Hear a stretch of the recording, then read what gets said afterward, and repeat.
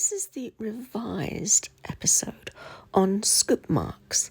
I have managed to find a few more photos. So here you see the scoop marks coming down the wall.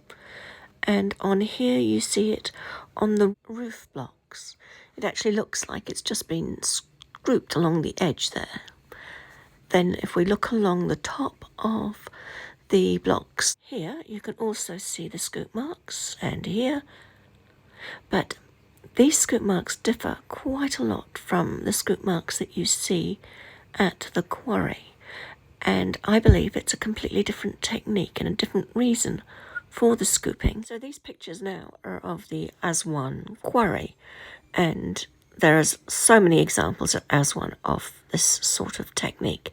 And here you can see the dolerite wall that is apparently the way that the scoop marks have been created, by banging the rock over and over until you cut out a whole obelisk or block or whatever it is that you're after at the time. So let's get back now to the Osireion scoop marks, which are much more subtle.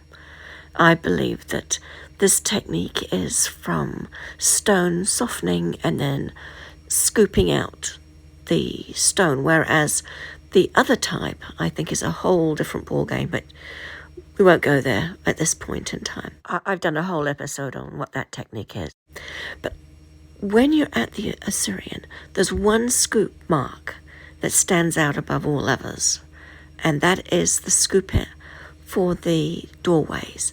And you may think, well, that's not a scoop mark.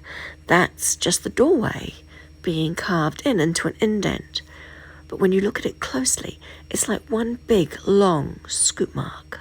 I am planning on doing an episode on these little rooms and the doorway areas, but we'll just leave it for that today on scoop marks.